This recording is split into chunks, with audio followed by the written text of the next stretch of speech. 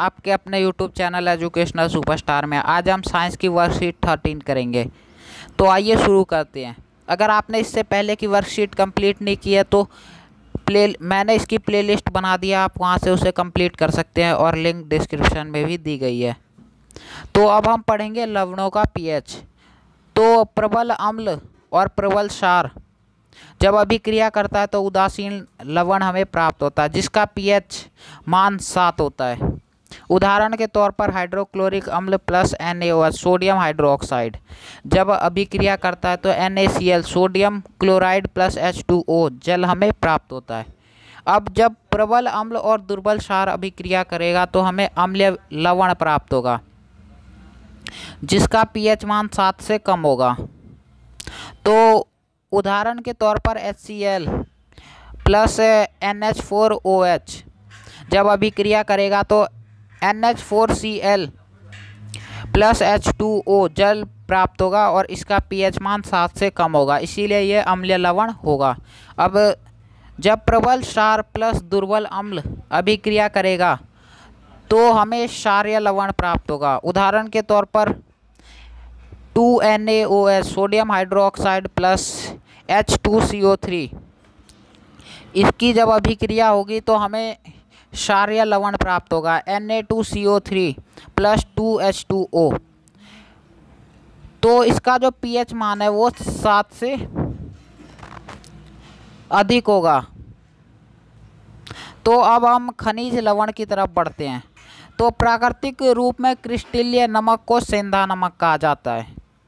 तो साधारण नमक से प्राप्त रसायन यानी जो साधारण तौर पर हमारे खाने में यूज होने वाला जो नमक है उससे कई प्रकार के रसायन प्राप्त किए जाते हैं। उदाहरण के तौर पर सोडियम हाइड्रोक्साइड NaOH, वृंजक चूर्ण ब्लीचिंग पाउडर जिसे कहते हैं CaOCl2, बेकिंग सोडा NaHCO3, धोने का soda Na2CO3 10H2O, plaster of Paris CaSO4 1/2H2O। अब पहले पढ़ेंगे सोडियम हाइड्रोक्साइड NaOH किस प्रकार प्राप्त होता है। तो सोडियम क्लोराइड के जलीय विलयन में जब विद्युत प्रवाहित की जाती है यानी उसमें विद्युत डाली जाती है, बिजली डाली जाती है, तब यह वियोजित होकर के सोडियम हाइड्रोक्साइड उत्पन्न करता है। इसे क्लोर क्षार प्रक्रिया कहते हैं। तो उदाहरण के तौर पर NaCl sodium chloride plus 2H2O जल जब अभिक्रिया करेगा तो 2NaOH sodium hydroxide plus Cl2 chloride plus H2 hydrogen gas उत्पन्न करेगा।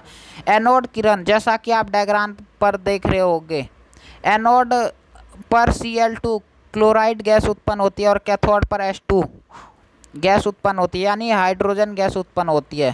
कैथोड पर NaOH सोडियम हाइड्रोक्साइड विलयन बनता है।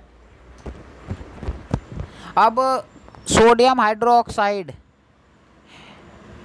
का उपयोग, इसका उपयोग कहाँ कहाँ होता है। H2 गैस यानी कि हाइड्रोजन गैस का उपयोग ईंधन में होता है और कृत्रिम मक्खन बनाने में इसका उपयोग होता है। और Cl2 गैस का जल की स्वच्छता के लिए होता है, PVC पाइप के लिए, CFC के लिए सफाई में इसका उपयोग होता है। HCl अम्ल हाइड्रोक्लोरिक अम्ल का जो उपयोग है वो इस्पात की सफाई में औषधि बनाने के लिए इसका उपयोग किया जाता है। NaOH सोडियम हाइड्रोक्साइड धातु से ग्रीस हटाने के लिए, साबुन तथा अपमार्जक बनाने के लिए और कागज़ बनाने के लिए सोडियम हाइड्रोक्साइड का उपयोग होता है। अब Cl2 प्लस NaOH वृंजक चूर्ण घरेलू वृंजक बनाने के लिए, वस्त्र वृंजक के लिए। अब हम क्वेश्चन आंसर की तरफ बढ़ते हैं। तो पहला क्वेश्चन है क्लोर क्षार प्रक्रिया क्या है, इसे ऐसा क्यों कहते हैं। क्लोर क्षार प्रक्रिया जब सोडियम क्लोराइड के जलीय विलयन में विद्युत प्रवाहित की जाती है तब यह वियोजित होकर के सोडियम हाइड्रोक्साइड उत्पन्न करता है, इसे क्लोर क्षार प्रक्रिया कहते हैं। अब जल लवण क्या है। तो जल लवण सोडियम क्लोराइड के जलीय विलयन को लवण जल कहते हैं। क्वेश्चन नंबर 2 है कि लवण जल क्या है।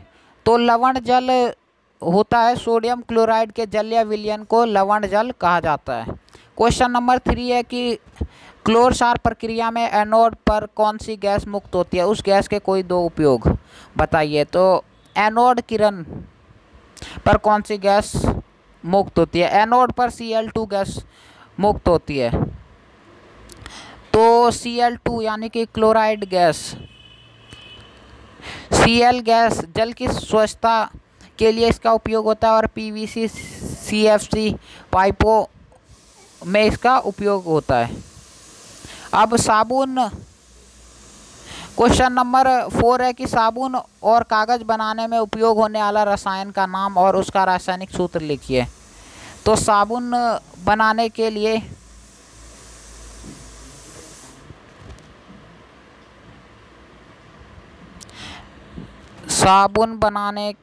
इस्पात की NaOH सोडियम हाइड्रोक्साइड का उपयोग होता है। साबुन तथा अपमार्जक तथा कागज बनाने के लिए सोडियम हाइड्रोक्साइड का इस्तेमाल होता है। अब H2 गैस यानी कि हाइड्रोजन गैस और हाइड्रोक्लोरिक अम्ल के कोई दो उपयोग लिखिए।